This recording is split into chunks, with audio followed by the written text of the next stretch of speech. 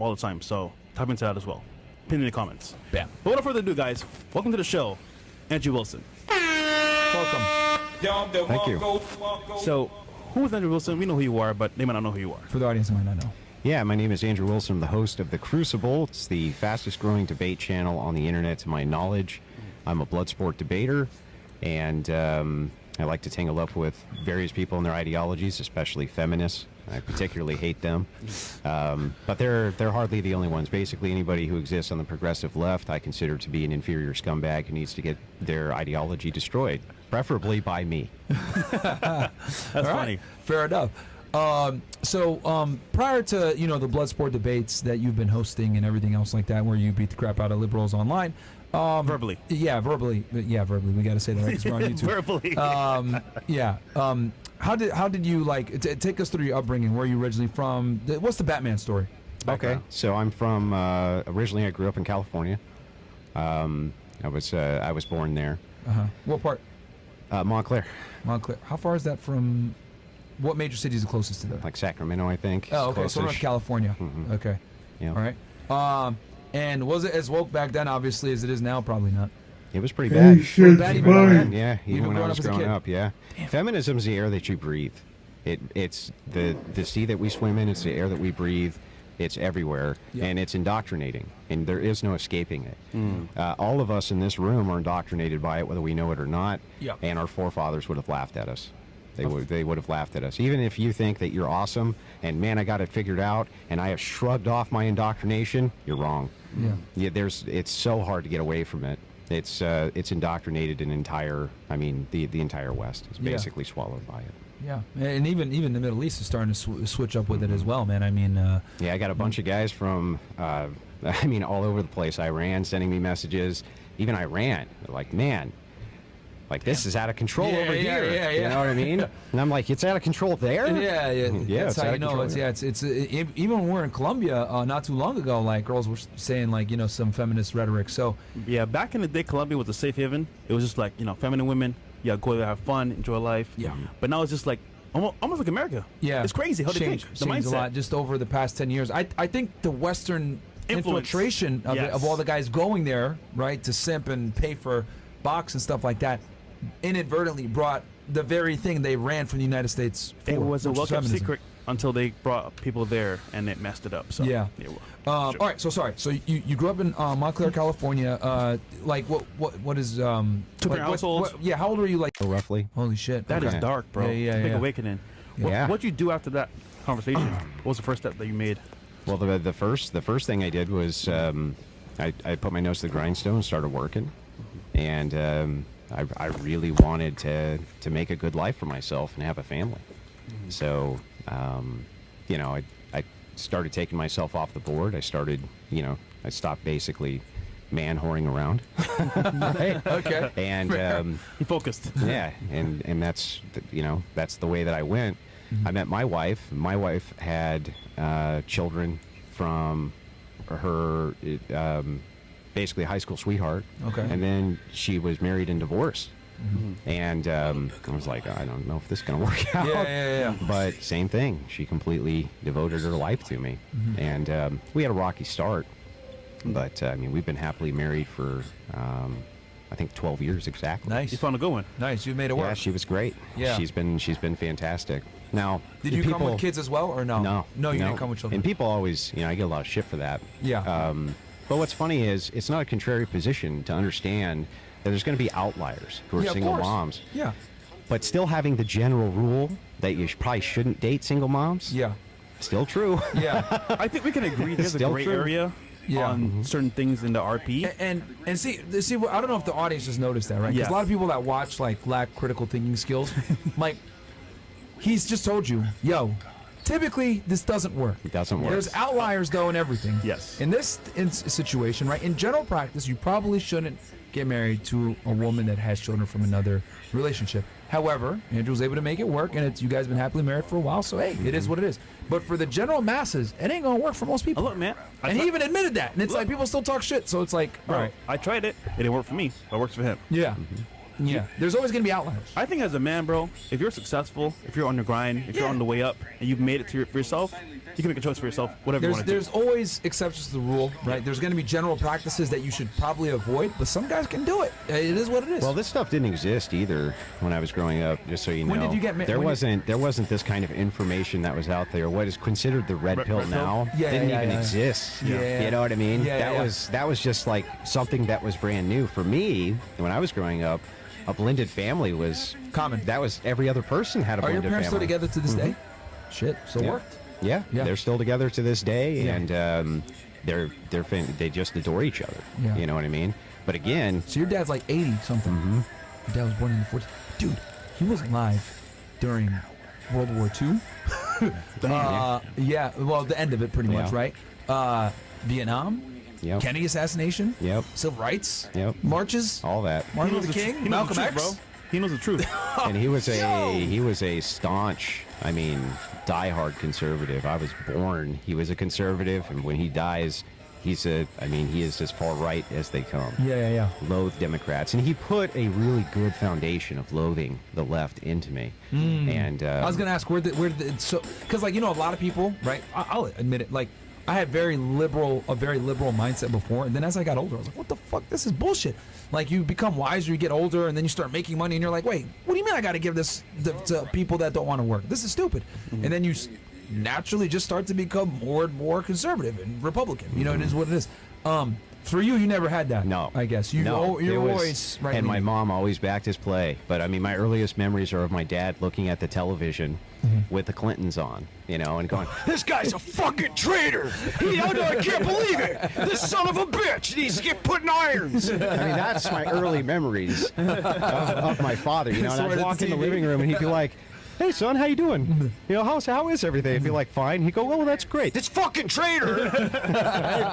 that's my earliest memories of my dad. Yeah. Gonna go to the church? Sure, I'll go ahead and sign here so you can have half the money because I'm an idiot. Yeah. Because that's what most fucking guys are gonna do, right?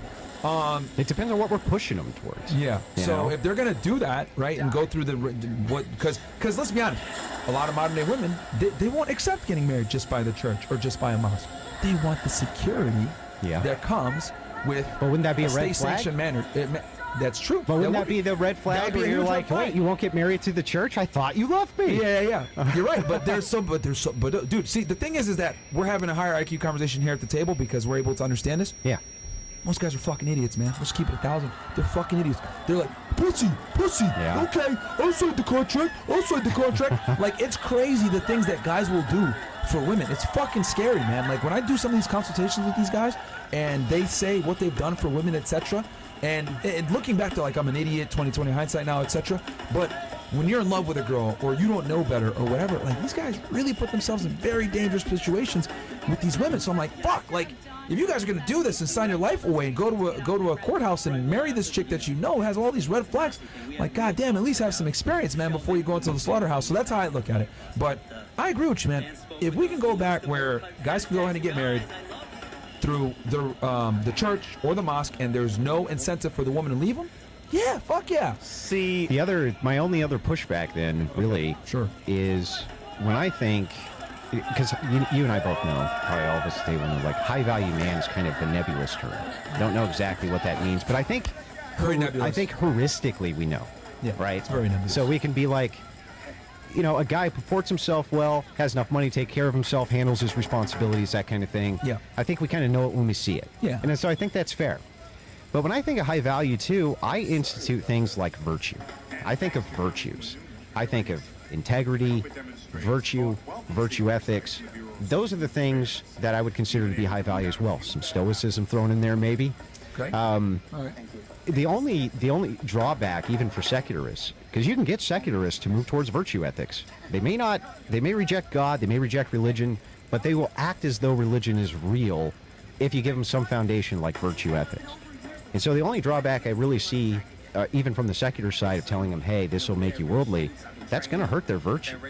It's going to ultimately hurt their virtue to basically kind of man whore around, right? And that's something that later in life, reflectively, when they're 40 or 50, they might. Like it used to be like, wait, you went to go see a psychiatrist? You went to go see a therapist? What the fuck is wrong with you, pussy? Like well, now they're all bragging about their degrees. I have a degree in sociology. They all, by the way, have a degree in sociology. Everyone. I haven't met one yet that doesn't have a degree in sociology. Yeah. And they love it. They think it's great because they think it's a form of manipulation. They think that they're going to school to learn how to manipulate people and their emotions and their machinations better. That's why they do it. That's why that's appealing to women to move towards sociological fields. That's why you see them move towards it, because it's a subtle form of manipulation. Sure, Jordan Peterson's you got pastors sending people that are married to like a psychiatrist. That's crazy. That is crazy. That's crazy, bro. Yeah, but some of those pastors are also letting two men get married in their church. That is true. That to me, wild too. That to me is like, what? What is this? It's sad, bro. What is this? That is wild. No, I mean, it's really an interesting time to be alive, isn't it? Yeah. Because it's like we're old enough to remember. I shouldn't exist right now. I should be in a factory. You know what I mean? It's like the fact that there's so many more coming. Yeah. Right? They're just tired of it, dude. It used to be like shameful to say I'm gonna go see my psychiatrist or I'm gonna go see a therapist or something. Like it used to be like, what the fuck is wrong with you, dude? Like, man up, bitch. Yeah. Like, what's wrong with you? Yeah. But now it's like a flex. Like, yeah, I'm on it. What's that fucking drug that people used to relax? I'm on Xanax. Like, well, my bro, dad we used to lost make the world, fun of bro. people. If you had to, like, I remember we used to make fun of kids. Wait, you take Ritalin? Fuck wrong with you? Like, we used to laugh at people for that shit. Oh, you need Adderall to focus? You're an idiot. Like, we used to roast people for that shit. Now it's like, oh, just pop it like candy. Xanax. Like, there's a whole, and it's interesting because it's like, it's infiltrated the music. If you look at like hip hop, right, in the 90s, right? Verbal, lyrical, things made sense. They're telling you a fucking story. Listening to like, I don't even listen to Slick Rick, but I can acknowledge the fact that he was like a good rapper, right? He's like telling you a fucking story and shit. Like Kool Moe Dee, all these guys, right? Up until Jay-Z, etc. Then we get into the late 2000s, 2010s, etc. Then you start getting people mumble rapping, not making sense. I'm on lean. I'm on drugs, etc. And you're like, what the fuck is going on here? And as the drug use like became more apparent in like the music, right, and people are just open about it. Now you got guys like flexing, like, yeah, I'm on some Xanax right now. Like the regular guys flexing that shit. I'm like, what the fuck? I remember growing up as a kid, like, if you even said that you smoke weed, like we'd kind of be maybe, what look at you fiend, you're a loser. But I don't know, man. It's like cool to be a druggie nowadays. It's crazy to me. Complete opposite. Well, my dad, like I said, Please. product of the 40s. You know, he said you were going to say, "What are you, a nut?" Yeah. Right? What are you, a nut? What are you going to strike for? Are you crazy? Right? Yeah. That's how they saw it. Yeah. And you know what's so interesting? Why is mental illness so much higher now? Like, here's a good thought process for you to think about. If you look at the kind of trans agenda where they say one of the reasons we need to affirm these genders is because if we do not affirm these genders, right, these people could do self-harm, right? How come, if there's just as many trans now as there were, why weren't they doing self-harm?